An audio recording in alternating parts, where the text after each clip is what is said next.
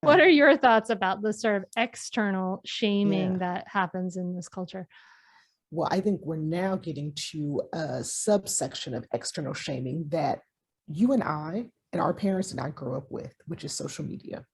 Yeah. We grew up with our community maybe shaming and our family shaming, but people on the other side of the world cannot tell my mom how horrible she was, right? They didn't know, right? And for better or for worse, some of it was that because our community was so tight knit, maybe our stuff was ignored because they just believed our parents, right? And I think now with social media, I could get on social media and tell everyone how horrible my mom is being to me and get validation and get support, whether she is or not.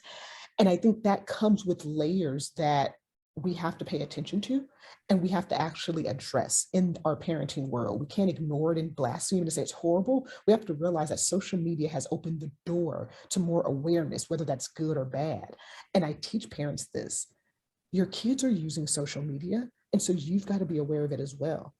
For this dad, I have no idea who he is. I might now go back and look up what that was about and see more about it. But knowing that I don't know the whole story, I would say parents need to also be really mindful about what they choose to share and with whom they choose to share it. Not because what he did was wrong, but because when you do that, you invite a lot of misconception. You invite a lot of chaos into your parenting world. And so, what I teach my parents is the first thing you should always do is pay attention to who's in your support system and what you get from those people. If you're a social media influencer, be mindful of what you're projecting out because they're going to give you back a lot of stuff and it might not always be what you want. And so for people who are out there showing their parenting selves as part of their influencing or their social media branding, be mindful that not everyone you're sharing with cares about you or your parenting or who you are. That's number one, if you're going to be on social media sharing your parenting struggles. Number two, because of that, make sure you've got support. When a post goes viral for good or for bad, make sure you've got support. Make sure you have people that truly know who you are, truly know how you raise your children, and truly see who you are for good or for bad. And then thirdly, be mindful as you're on social media because your kids are still watching you too.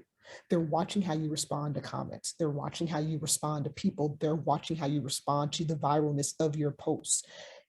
It's important to pay attention to that too. So for this dad, it's not that he messed up or did great or wrong. It's I now have something to share with my daughter about being scrutinized and being shamed. I can now talk to my child about Mm, I put you on display and then I got myself put on display. And how do we deal with that? Right. mm, And I share that knowing how difficult it is to face ourselves if we haven't, which is again, it goes back to why I do the work I do. We constantly ask parents to know that they're wrong while we're shaming them. And I've never known someone to change because they got shamed. I've never known someone to do that. And so we have to understand that when parents do things like that publicly, it's our choice to shame them or not. And we can mm. definitely choose to do that, but we can also choose to show compassion. We can also choose to gather around and say, this is what happens when we're trying to mix our identities with our world. Sometimes our parenting identity doesn't always mix well with social media. And that's just part of the curve of learning. How do I show up as a whole human? Some parts of me don't need to be on social media. That dad probably learned that. Some other parents have probably learned that themselves. Catch new episodes of the Mindful Mama podcast and other free resources, including the Mindful Mom Guide at mindfulmamamentor.com. You can listen to every back catalog episode, including interviews with Dr. Dan Siegel, Janla Van Zant, Sharon Salzberg, and get meditations, join our private Facebook group, and more. Go to mindfulmamamentor.com now. I'll see you there.